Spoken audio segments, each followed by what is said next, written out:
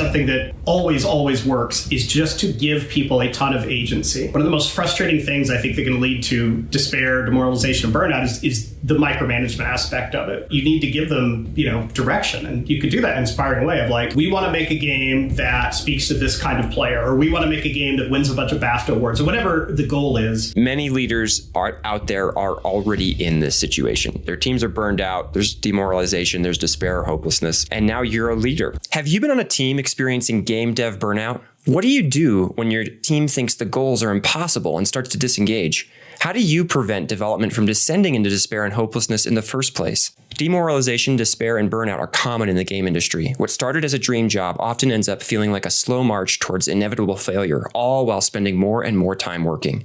Game dev is not for the faint of heart, but just because you're in game dev doesn't mean things have to end up that way. There are ways to prevent and overcome the exhaustion and hopelessness that too many studios experience. Today, we're talking to Greg Street, aka Ghostcrawler, the legendary design director over products like Age of Empires 2, World of Warcraft, and League of Legends.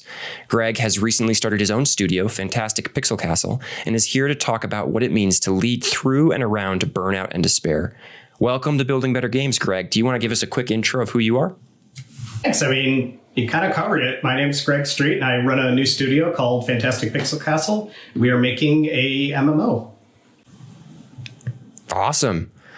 So the origin of this topic was I asked you, what is something you don't talk about a ton, but that seems important for leaders in game development? And I remember you were just kind of thinking for a while, and then you were like, morale, team morale, burnout, despair, hopelessness. What made that come to mind? Honestly, the timing, this is a rough time in the game industry with, the end of December 2023, January 2024, like massive layoffs. There's survivor's guilt. There's teams that have to continue on and still make games while seeing, all of this bad news in the press and seeing their friends looking for jobs and things like that. So I thought, not that it's entirely possible, but what can you do as a leader to try to, keep things going, like keep forward momentum, not give in to despair and just lose weeks of development time? Are the fundamentals different today than they were 10 or 15 years ago around addressing this problem? That's a great question. I think the fundamentals are different. I don't know, 10, 15 years ago, the industry was just less mature in the way we made things, right? So it was, let's just have a bunch of cool people sit around and make a game, and hopefully we get something good. We didn't have really great systems around production schedules or knowing like, is the team ahead or behind, or should we make pivots or things like that. So I think it has changed. Earlier, I would say a lot of it was, am I having fun on my day-to-day job making a game? Do I get to do cool stuff?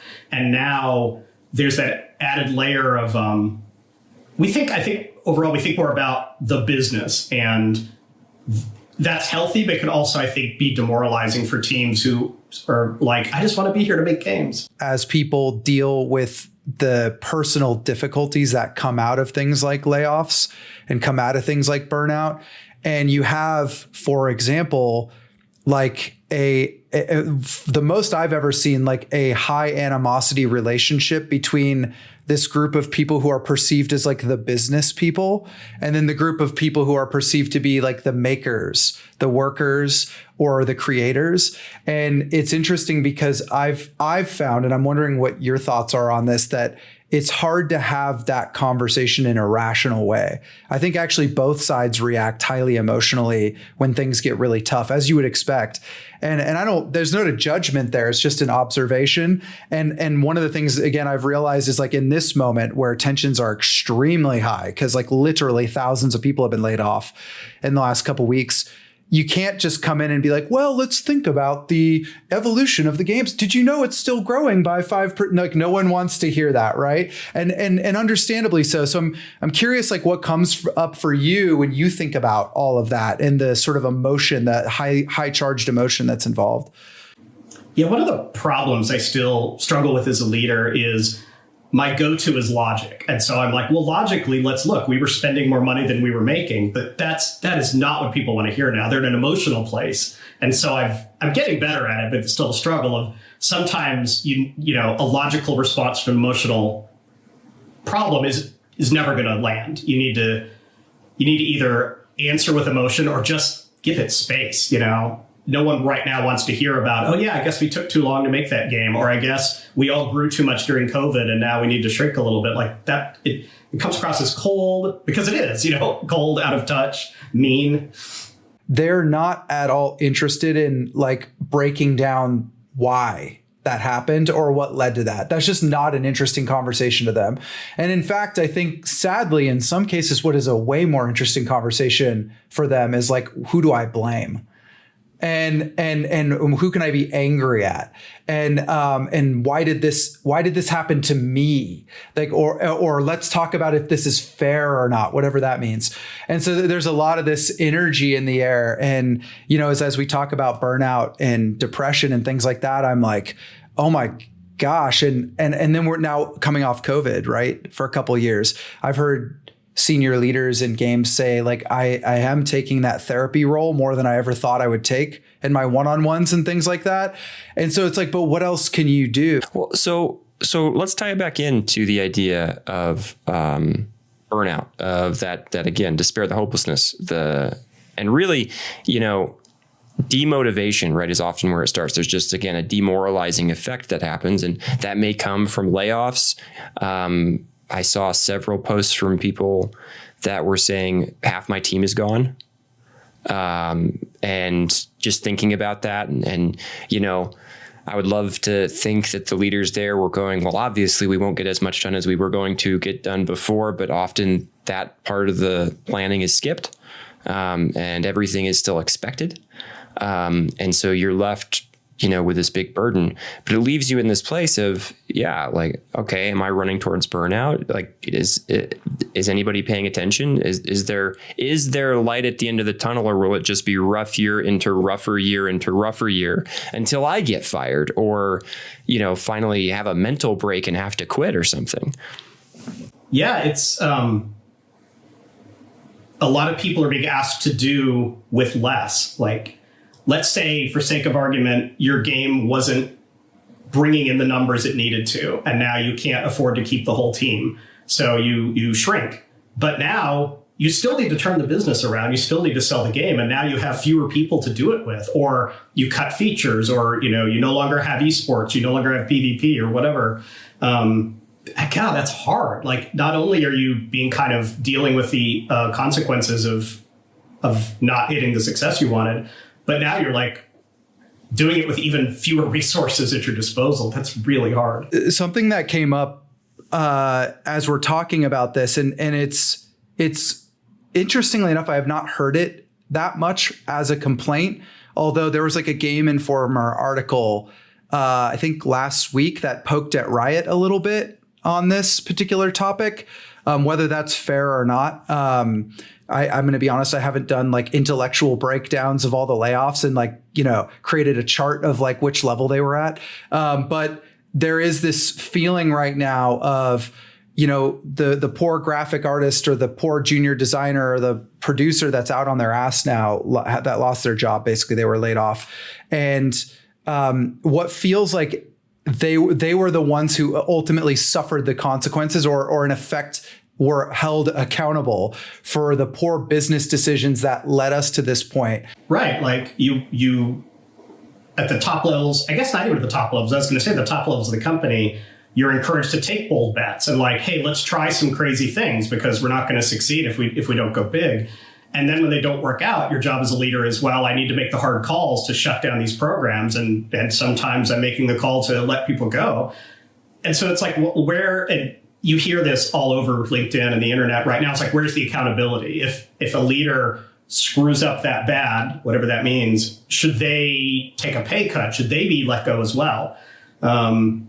But it seems like, we celebrate mistakes. We should. And so we celebrate when a leader's like, yeah, we made this bold bet. We tried it. It didn't work. Now we're going to have to try something else. Meanwhile, all these people lose their jobs. Like, that's pretty weird. When you see that, having been in those like very senior leadership roles in multiple companies, what is your sort of diagnosis You kind of mentioned, well, maybe you're rewarded when it goes well and you're rewarded when it doesn't because we want to celebrate mistakes. And okay, cool. But maybe it's rather than what's your diagnosis, maybe it's how would you go about solving that? A fantastic pixel castle gets huge, right? Maybe that happens, in 10 years, you're the next Riot, you're 5,000 people or something like that. Whatever, pick a big number, right? What are you trying to set up to avoid this? What I try to tell my direct reports is you own this problem space. If you want to take a big risk, go big. If the risk doesn't work out, make sure you have a mitigation strategy. So number one, let's talk about what happens if the business shrinks. What are we going to do then? Are we going to lay people off? Are we going to, do we have enough money in the bank to wait it out? And secondly, no one's going to lose their job over one mistake, even a big mistake. It's more of, if it's a pattern and you're kind of not learning from the mistakes, that's an actual performance problem at that point. And I don't know enough behind the scenes of any of the current layoffs to know where that might or might not be happening. But the other thing I think you could do as a leader is, and I learned this from Jeff Kaplan at Blizzard, is always use we when you're talking about the team, obviously, until there's a problem. And then you immediately shift to I. It's just own every problem if you're the leader. Yeah, we didn't hit our target date. That's on me. Or we hired some people that were disruptive to the culture. That's on me. Even if it's not on you, that's just part of, I think, being a leader is taking it, and it really can help inspire the team. When you start using the we language around yeah, we made these big bets and now we have to pay for it. It's well, you're not paying for it. You still have your job. I do feel like the lopsided nature of this is one of the things that is creating a lot of frustration for junior people or people perhaps on the bottom half of the hierarchical ladder right now. It's just the feeling that they bear the brunt of all of the mistakes, and that and it's even simple things everyone's we're going to DICE. We're gonna have a great time. Meet you at DICE. And I'm guys, optics, hello, how many hundreds of thousands of dollars are you spending on fancy dinners and stuff? And those may be apples and oranges, but there's this thought that keeps coming in my head where it's are we showing the proper level of awareness there? Because I can't help but feel that dovetails into a lot of burnout and depression too. My go-to in almost all these situations is to be as transparent as you can with the team. And say you're making a risky product and you don't know if it's going to bust out or win its market or not. I think you just be really upfront with the team of yeah, we're going into a crowded market space. Let's say we're making an extraction shooter, and everyone's making an extraction shooter right now. We're going into a crowded marketplace. We believe in our product, but we just don't know. This is such a hit-driven business. Something could happen. The market could shift. A huge game could come out just before we do. This is what it'll mean to the company if that doesn't happen. And then you're kind of calling your shots, and people understand, oh, we're putting a lot on the line. A lot of times I see companies where they launch a game and it does okay, and they celebrate it a lot because they want to pat the team on the back that just took this to the end, which they should, but also just kind of being honest that yeah, but it took us 7 years to make this game. It was very expensive. It's going to be challenging to win that back. That it's less of a shock when it happens. Yeah, I think also you get that place where we're all so excited, and then 6 months later, because we haven't been able to turn this around, now it's time for a round of layoffs on that project that we all were just celebrating wildly, and that's not an uncommon thing to happen either. And again, I appreciate what you said. If you're open all the way through that, if you go, hey, we launched. We're really glad we launched. Simultaneously, product isn't doing as well as we were hoping. And so all those things we've talked about before about how this was a risky bet, and if this doesn't do really well, there's stuff's going to have to give from a company, from a business side of things. I think it sort of prepares people. Yeah. There's, it's interesting too. It's I don't know, this might be a slightly kind of off-road topic, but there's one thing that comes up for me constantly, which is I've always respected the few times in my career I've observed leaders in very actionable positions because they have large organizations or they have big budgets behind them or whatever, to have the courage, frankly, to take a step back and be like, hey, I don't think this is hitting the mark. I think we actually need to spin this down proactively in a way that still gives us breathing room to be able to make a different decision or like rehome those people or whatever. I think that like in the moment, I think we underestimate how much risk those leaders incur, because not only are they proactively messaging to the company that they failed, even before anyone else really cares necessarily, but they're also saying like, hey, all this power and authority and influence I have, go ahead and wipe the slate clean effectively. And that is the temptation to not do that. I can imagine in most cases is really high. And so, but that might just be the kind of decision that allows you, again, to put people on a higher value project, perhaps maybe generate some more revenue and then not have to do the layoffs in a year. Yeah, the time just before you ship is the most expensive time in the product. You're presumably at your largest. You're about to go on a big marketing spend. Like, the earlier you can kill a project, the better, because it's cheaper to do that than it is to like kill a project right before it launches or after it launches. God forbid. There's a lot, that's going on in the landscape.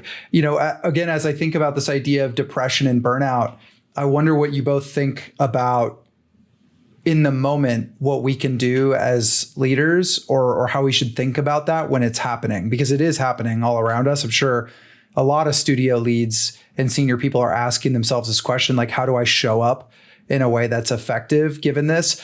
Greg, you mentioned something really interesting earlier where you were like, it used to be the case back in the old days where I used to be like, we can kind of power through it. It's like, the timetable for the upswing is not that far away, but I'm not so sure about that anymore. And it makes me wonder if there's like actually this sort of like being present with people emotionally in the moment that's actually part of the cake that we're all baking now. And that's when I think about that idea, I become uncomfortable. And I know a lot of leaders that I've worked with in the games industry are not that's not necessarily like a strong suit for them. We're very like technical, we're very like logic oriented, so it's like, what does it mean to actually like show up in the spirit of adding value against that problem right now? Because you're right, Greg, you can't solve it. It's like, I can't make the pain go away. You know what I mean? So maybe I just need to like sit there with you and just listen or something. Like, what do you guys think that looks like practically? I'm curious. I mean, listening helps a lot, and you can do it either individually, like with one of your leaders or one of your direct reports. And that was something else I had to learn kind of the hard way. Is my predilection was always, someone has a problem, I'm gonna help them solve it, or I'm gonna solve it, or I'm gonna give them the answer. Sometimes people just want to vent, and that's a very human response to just say, hey, I'm going through all this stuff. I don't necessarily want you to tell me how to fix it or to jump in and fix it for me. Just expressing it helps me feel better about it. And you could do that one-on-one with people. You could also just do it with a team and say, hey, today, like my studio, we always have a like spicy topics day. Like, hey, bring up things that you're worried about that you feel are normally like, oh, that's not okay to talk about. Whether it's, hey, I'm not happy with our HR policy, or I don't like the way we run meetings, or anything. Just so people feel like there's safety there and they're not going to be, judged or punished just for raising a question. And there's a deliberate creation of space for that too, that I hear, where you're like, I think that's actually, from a coaching perspective, from as trained coaches and with the skills to solve those kinds of problems, or, well, I say solve, it's you're not really solving. And that's kind of part of it too, that we're talking about is you almost have to become comfortable with the lack of resolution that sometimes comes with the emotional type issues. And so I love what you just suggested there. I wrote that down, which is like, hey, when that's happening, when the temperature is rising, take a step back, create space for that, create space for people, create space for thoughts and feelings.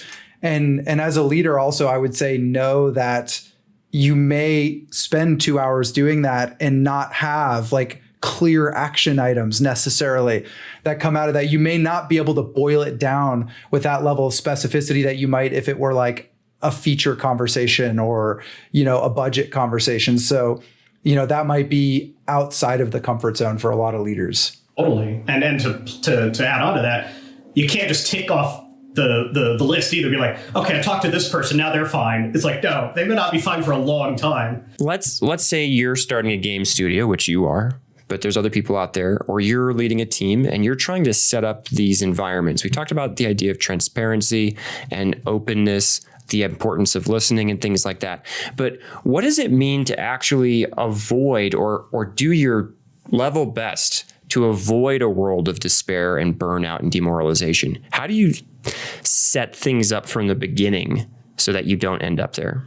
I think I can't imagine starting a new studio and maybe even a team, it depends how large the team is, where you talk about your values and how you want to work so that you kind of agree. Are we going to have an environment where anyone can raise a concern about anything? Or are we going to have an environment where you trust the subject matter experts and, it's their call? Like, neither of those is wrong. You just kind of have to have an agreement with the team of how it is you want to work.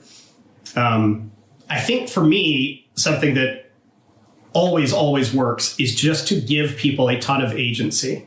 One of the most frustrating things I think that can lead to despair, demoralization, and burnout is the micromanagement aspect of it. When you tell someone, okay, you get to make this decision, asterisk, if I don't like it, I'm going to come in and kind of change it on you.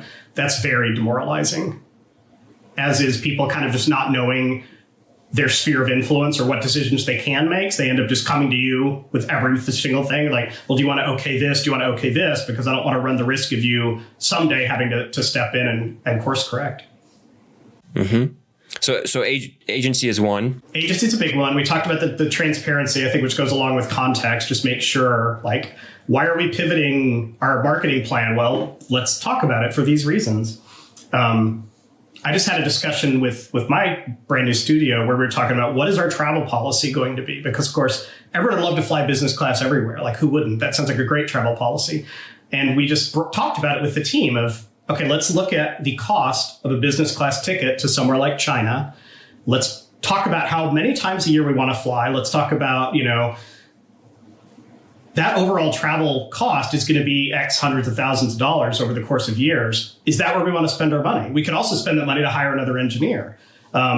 What's more value to you as a team? And maybe there's a world where the team's like, no, what's the most value to us is to be comfortable when we fly, even if that means we can't deliver all of our features the way we want. And just going through that conversation, the team felt really good about the decision because they felt like they understood why we were making it. They felt like they had a chance to weigh in and say what was important to them. And we kind of said, hey, can help us solve this problem? You see, the issue here is that our budget is not unlimited and we have very ambitious game goals. So, there have to be some things we just can't do. So those two, agency and context, I think, are really, really big. Can I just tack something into that too? And I hope this doesn't call you out, and I'm very confident it doesn't. One of the other things that I think would be problematic is if you talked to the whole team about that policy and you were like, yeah, when we go to China, we're not going to fly business class. And then later on, they find out, unless if you're a C-level in this company, and then you're flying first class, right? And again, I think that's something too, where to talk about that idea of accountability and the consistency of like, hey, we're all in this together, right? And Simon Sinek's book, Leaders Eat Last. That's a big concept there. Like, you don't get the better stuff. In many ways you do. You get the larger paycheck or whatever. You also get the greater responsibility and a lot of that decision making and that sort of thing. But really, that leaders eat last. Like, if they're all flying economy to China, you're flying economy to China, right? And maybe we can revisit. It's not like, hey, I'll see you when we land. Exactly. Yeah, exactly. Like, okay, I'm going to go up to where they serve me, those nice little martinis with a thing, and then we're right here with you. And again, maybe there's a world where you're wildly successful and that becomes a non-issue in the future, but yeah, I think that's something else I would say is that the context and that consistently applied. I remember after one of the big Riot all hands meetings, Dylan, the now CEO at the time, we were up on stage talking. We finished. People all leave, and Dylan starts to help stack up the chairs. And I remember someone just leaning over to me and saying, like, I can't imagine many companies where the CFO just like without asking, without an audience, is just going to help stack up the chairs because it's the right thing to do. And that's when people talk about servant leadership, that's the example I always think of is, oh, I'm not better than you. I'm not super important. I'm a guy and I can help, I can help stack chairs.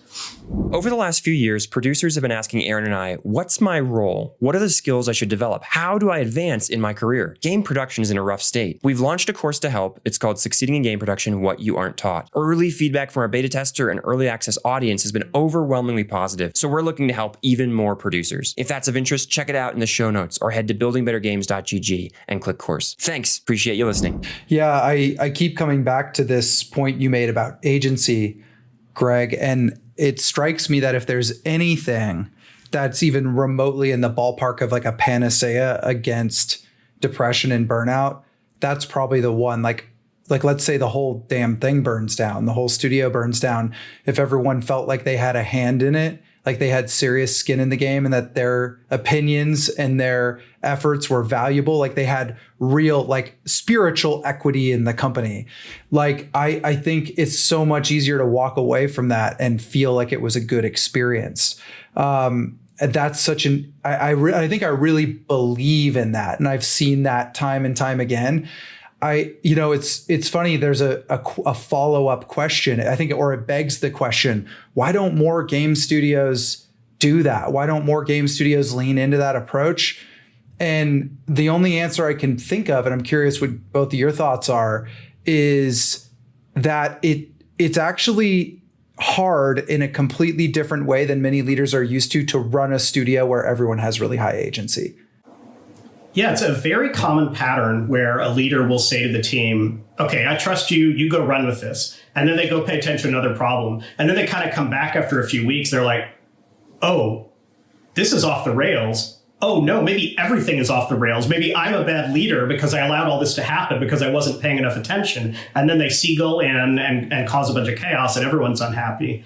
You really have to, if you're going to let people have agency, you really have to let them, let them go do their stuff and trust them that they're going to do it right. And then at the end, you can evaluate it. Or again, even better is let's talk about, is there a pattern of you tried this, it didn't quite work. Did you learn from it or not? I think leaders just get scared. They feel like, well, the buck's on me. If this bad thing ships, that's my fault. For me, the two things that come to mind, and one, it comes back to that idea of trust.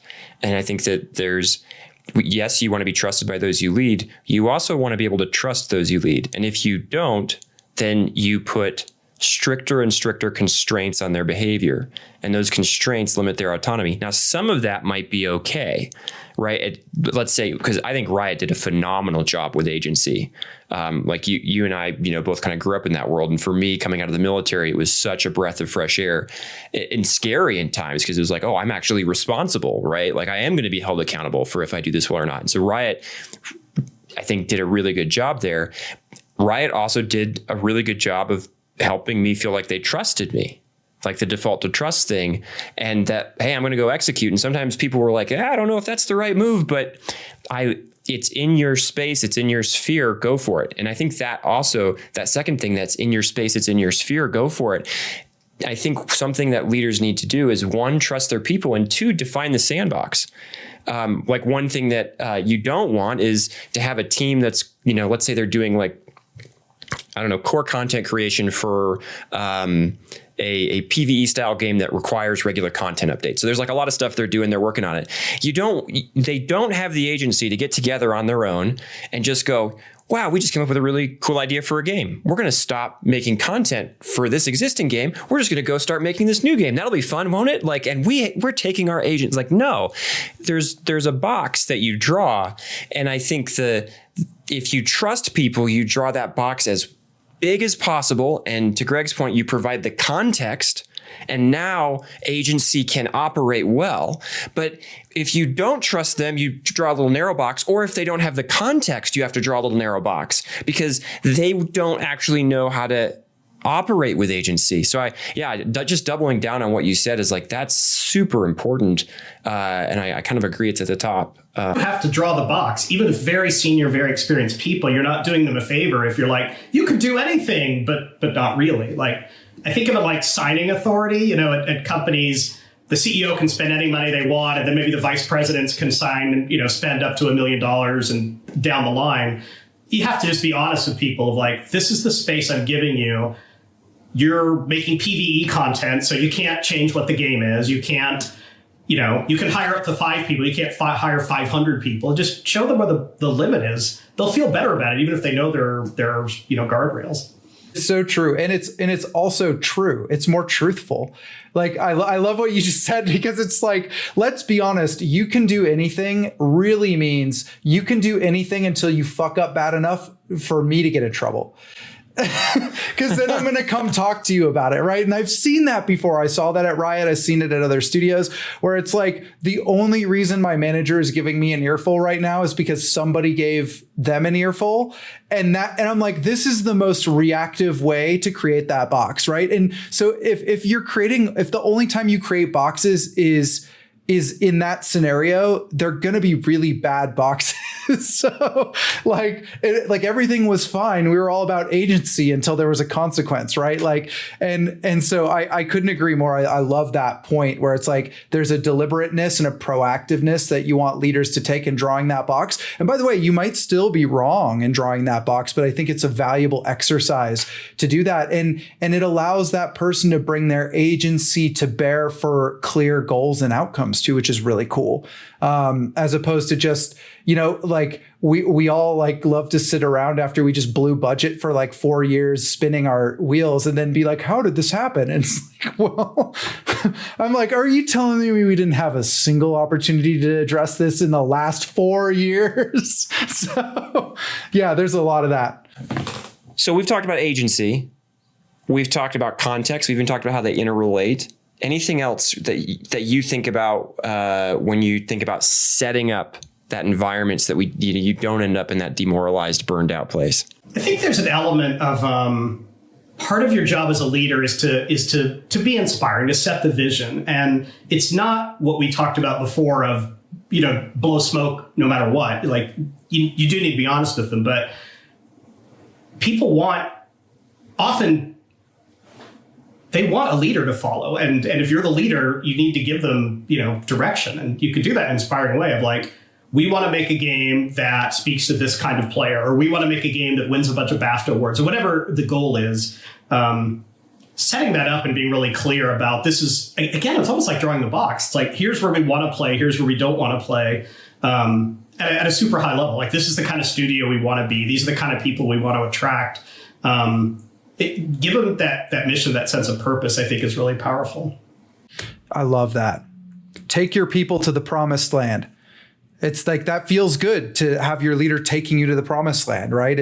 I think that there's a lot of just really positive energy that you can derive from that every day when you know that there's purpose to what you're doing. That's such a great, I actually do feel like that is also some kind of an antidote against burnout for most people. Yeah, because they have a mission. I'm curious, because a lot of people out there might say like, yeah, I got a vision. Like we ran into one person who's like, well, yeah, I've got a 96-page vision deck that I sent to everybody in the company. It was like, oh boy, that's probably not having the intended impact. But I've got a vision. I shared my vision with them. They should be motivated now. How do you know that's working? If you hear them say it back to you, if you hear them talk about it, I'm looking on Slack and someone will say, hey, remember the goal of this feature was blah, blah. They're like, oh, okay, they're getting it. And it's hard. We often feel, I think, as leaders, like we're repeating ourselves. Like, why do I have to start every meeting with our mission statement? It's like, because you need to keep repeating it until it really sinks in. And sometimes people have that moment. Oh, yeah, that's why you keep saying we're doing this. That makes sense now. That's how you don't get into this situation. Many leaders out there are already in this situation. Their teams are burned out. There's demoralization. There's despair, hopelessness. And now you're a leader. Like, how do you relate to that? What do you do?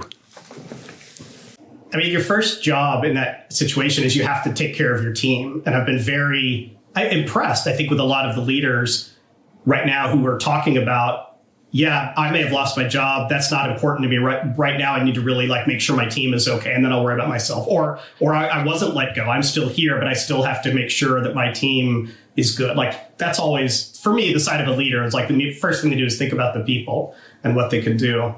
Unfortunately, there's not like, in my opinion, a silver bullet. There's not a if you just do this, you'll fix everything. I think a lot of what we talked about applies. Be empathetic. Give space, understand you're not going to fix it immediately, especially with logic or platitudes. And this may be the time to try different things. Like you're in a bad space. Maybe the way you were running the team is partially what got you there. Maybe there are ways to try new things now. Like we're going to try to be more transparent, or we're going to try to give more agency to individuals, or we're going to try to rally around a mission statement. Like those it may not be too late to try those, even though you're already in trouble. That's the thing that pops up for me too. And I love that you came back to sort of agency. When things start going down, that's when the demoralization happens. That's when we start experiencing the burnout. And it's interesting also, that's when organizations start constraining. They start constraining the behavior of those that are there because they're trying to like force a positive outcome. And maybe if I can just make sure everybody does the right thing, which you can't because you don't actually know what the right thing even is. But maybe if I could do that, then we'll be okay. And the irony is that if we described increasing agency or having agency, a healthy amount of agency, as something that builds morale and avoids that outcome, shrinking it makes it worse.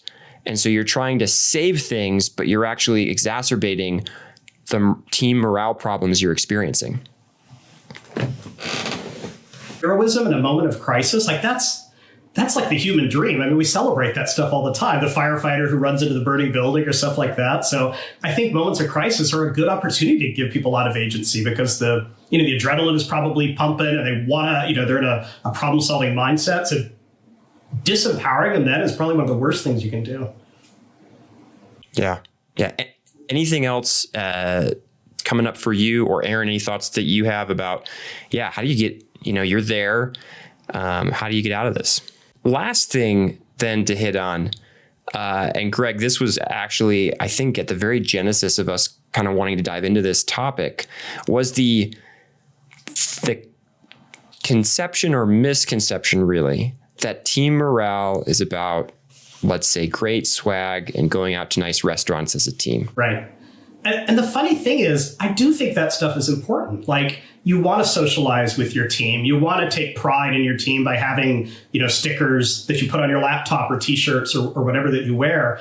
But I think the mistake a lot of leaders make is thinking, A, that that's all I need to do, and B, that I can outsource it, that I can just find some EA or HR person and say, you're now the morale officer. You make sure we have a party every 6.5 months or whatever, and then morale will be good. It's not plug and play like that.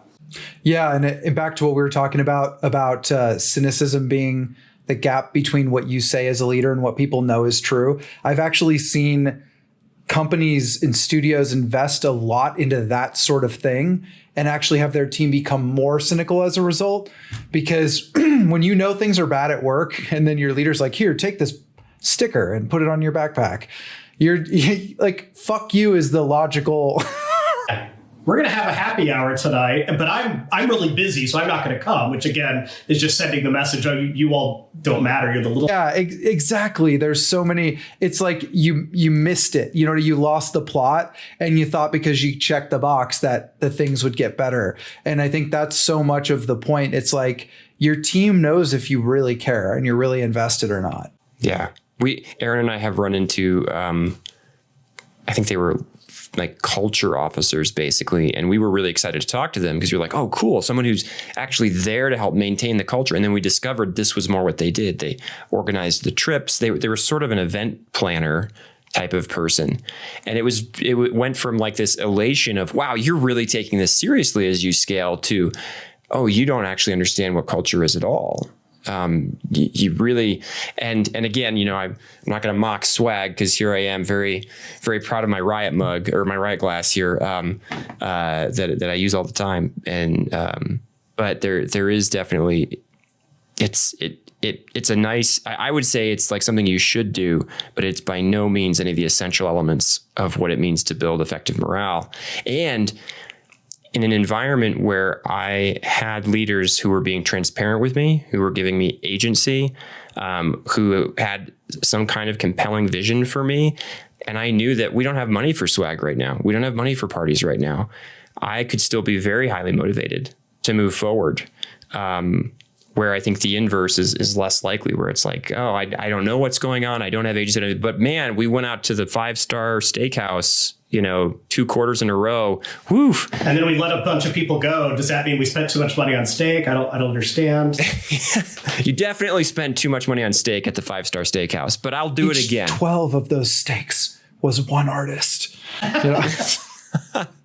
Yeah, it's so interesting as we break this down, because a lot of it is, when I think about it and I'm being empathetic and reasonable, a lot of it is counterintuitive, and a lot of it does come back to like, this is a living, breathing organization full of humans.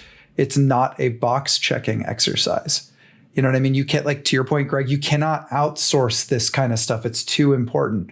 And I think one of the reasons it's so important is because the work that you do, even though you might not be able to see a tangible outcome in that moment to moment interaction that you as leader have, that cascade, like, I love what you said about they can repeat it back to me with a vision.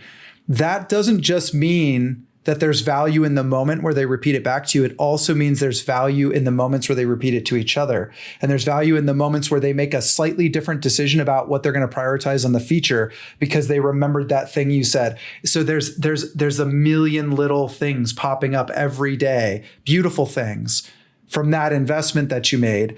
And by the way, also, one thing I would say to leaders is the more millions of those little things you have happening every day, the less box checking you will need to do as well. That's my favorite part about that. Like, if you have like a really greatly aligned team with high agency who can like figure shit out on their own and it's right, you don't need this like big hierarchy or process. Like, and it saves a lot of time doing stuff that's not that fun to work on. Right. Thanks everybody for joining us today. And Greg, thanks so much. This was a blast talking to you. A lot of things came up that I'm really excited to think more about and I think are really relevant for all of us right now. I'm going to quickly go over the bullet points because there are a couple of them that came out.